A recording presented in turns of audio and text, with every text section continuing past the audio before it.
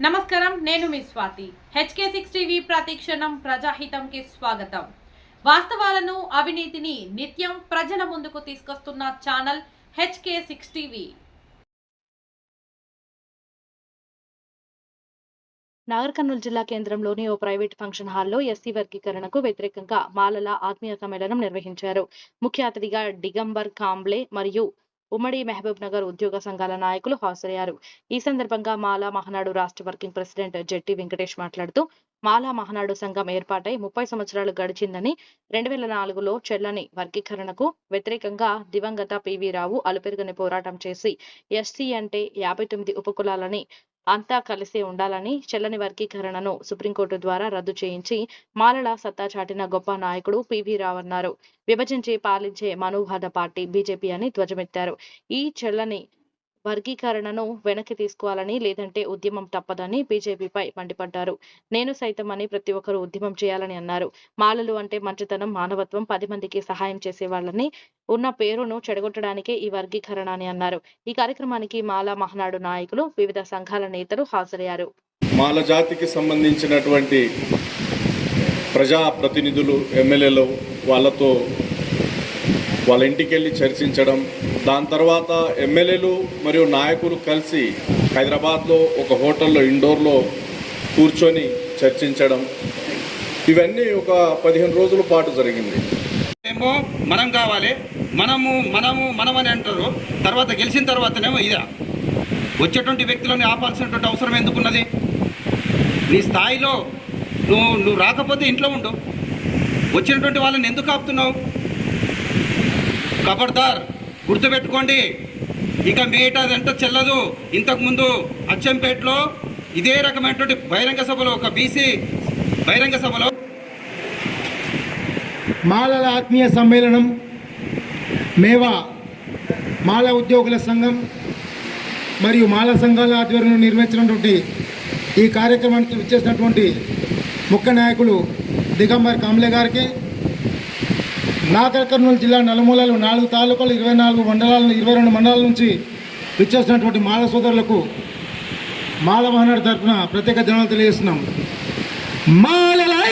మన ముందున్న సమస్య, మాల మహానాడు సంఘంగా ఏర్పాటై 30 సంవత్సరాలు గడిచింది.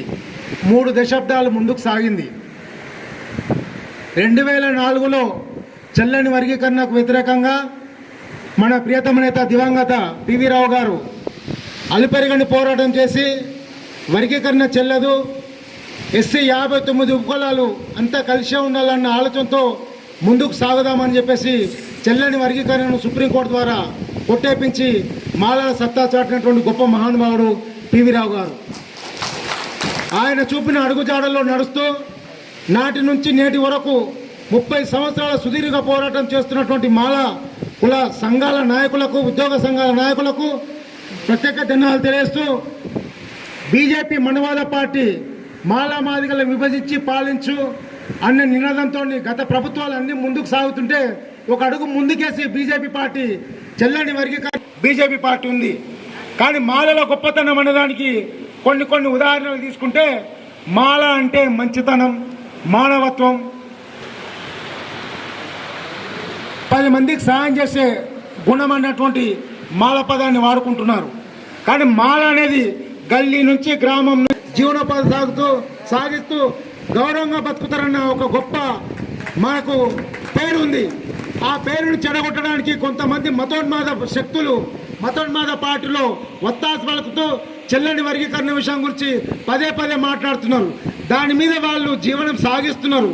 మనము ఎవరు పడితే వాళ్ళు చిల్లర చేయకుండా టెక్నికల్ వర్కుల ద్వారా ముందుకు సాగుతూ మన వృత్తిని, లేని వృత్తిని ఇది లేదు అది లేదు అనకుండా ప్రతి ఒక్కరు ఒక పని చేసుకుంటూ మాలలు ధైర్యంగా ముందుకు సాగుతున్న క్రమంలో ఈ చెల్లని వర్గీకరణకు మునుముందు ఇంకా అనేక రకాల ఉద్యమాలు చేయాల్సిన బాధ్యత మన మీద ఉంది. దాంట్లో ఆర్థిక ఇబ్బందులు ఉన్నా లేకున్నా, ఉద్యోగస్తులు మనకు సహకరించకుండా మాల అనుకునే ప్రతి ఒక్క గ్రామంలో తక్కువ 10 ఇండ్ల నుంచి 100 ఇండ్లు ఉంటాయి మనవి. ఎటువంటి ఇబ్బందులు ఉన్నా పోలీస్ స్టేషన్ కానీ, ఎంఆర్ ఆఫీస్ కానీ, ఎంపీడీ ఆఫీస్ కానీ, డిఓ ఆఫీస్ కానీ, ఎక్కడ ఎటువంటి ఇబ్బందులు ఉన్నా కానీ మేము సైతం మాలలం, జాతి కోసం పోరాడతాం, అందరికీ హక్కులు కల్పించే విధంగా సాయం చేస్తాం, ముందుంటామన్న ఆలోచనతోని గ్రామానికి 10 నుంచి 20 మంది వస్తే నాగర్ కర్నూలు జిల్లాలో మనమే వేల సంఖ్యలో చూపించే పరిస్థితి వస్తుంది. మొన్న ఎంపీ ఎలక్షన్లో ఇప్పుడు అంటున్నారు కొంతమంది మాదిగ సోదరులు, నాగర్ కర్నూలు పార్లమెంట్ స్థాయిలో 3,50,000 మంది వాళ్ళు ఉన్నారంట, 80,000 మంది మాలలు ఉన్నారంట.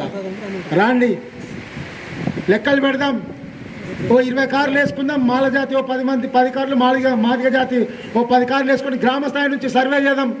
మాల జాతి ఎక్కువ, మాదిగ జాతి ఎక్కువ తెలుసుకుందాం. అట్లా తెలుసుకోకుండా నోటికి వచ్చిన సొల్లు మాటలు మాట్లాడుతూనే ఉంటారు. అది తెలియజేస్తూ ఈ అవకాశం ఇచ్చిన ఈ ఎంప్లాయీస్ యూనియన్ వారికి మరొకసారి ధన్యవాదాలు తెలియజేస్తున్నాం. మాలల ఐక్యత, జై మాల.